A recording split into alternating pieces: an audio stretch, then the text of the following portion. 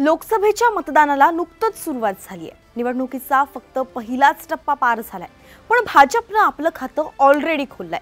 भाजपचा एक खासदार निवडून आलाय। प्रकरण आहे गुजरातच्या हाय व्होल्टेज ड्राम्याचं।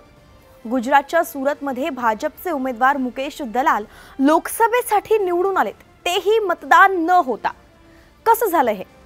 मुकेश दलाल हे सूरतमधील भारतीय जनता पक्षाचं प्रसिद्ध नाव आहे। ते सूरत भाजपचे सरचिटणीस आहेत। 1981 पासून भाजप सोबत असलेले मोढ व्यापारी समाजातील मुकेश दलाल हे भाजप प्रदेशाध्यक्ष CR पाटील यांचे विश्वासू मानले जातात।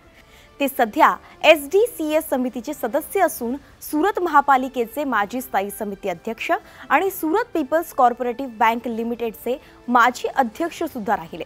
याआधी दलाल यांनी भाजप युवा मोर्चामध्ये राज्य पातळीवर काम केलं होतं। दलाल 3 वेळा SMCचे नगरसेवक आणि 5 वेळा स्थायी समितीचे अध्यक्ष होते। यंदाच्या लोकसभेसाठी ते सूरतमधून भाजपच्या तिकिटावरती उभे राहिले। त्यांनी उमेदवारी अर्ज भरला, प्रचाराला सुरुवात केली। समोर आव्हान होतं 7 उमेदवारांचं। काँग्रेसचे उमेदवार निलेश कुंभाणी आणि बसपच्या प्यारेलाल भारती यांच्या सोबत काही अपक्ष उमेदवार सुद्धा होते।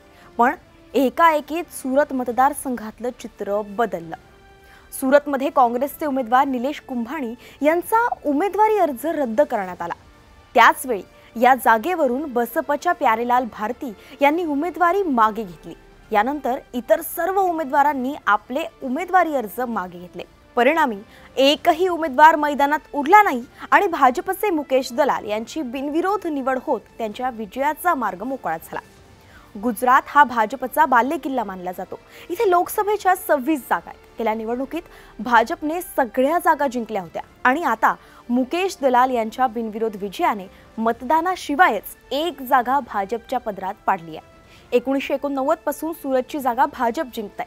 गेल्या निवडणुकीत दर्शना जरदोश या सूरतमधून खासदार झाल्या। त्या केंद्रात रेल्वे राज्यमंत्री पदही सांभाळतायत। तर आता मुकेश दलाल निवडून आल्याने 2024लाही हा सिलसिला कायम राहताना दिसतोय। पण यावरून विरोधकांनी भाजपला धारेवर धरलाय। गुजरात काँग्रेसचे प्रमुख शक्तिसिंग गोहिल यांनी रविवारी आरोप केलाय की काँग्रेसचे उमेदवार निलेश कुंभाणी यांचा उमेदवारी अर्ज भाजपच्या सांगण्यावरून नाकारण्यात आला, कारण त्यांना निवडणुकीत पराभवाची जाणीव झाली होती। गोहिल यांनी ही घटना म्हणजेच लोकशाहीची हत्या असल्याचं सुद्धा म्हटलं आहे। तसंच उमेदवारी रद्द झाल्यानं काँग्रेसचे उमेदवार निलेश कुंभाणी यांनी उच्च न्यायालयात धाव सुद्धा घेतली आहे।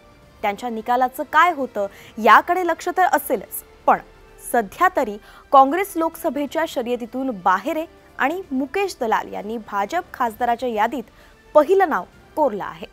या सगळ्या ड्रामाबद्दल तुम्हाला काय वाटतं? ही बिनविरोध निवड जी झाली आहे, भाजपनं आपलं खातं खोललंय, याबद्दल तुमचं काय मत आहे? आम्हाला कमेंटमध्ये सांगा आणि अशाच माहितीसाठी न्यूज 18 लोकमतला फॉलो करायला विसरू नका।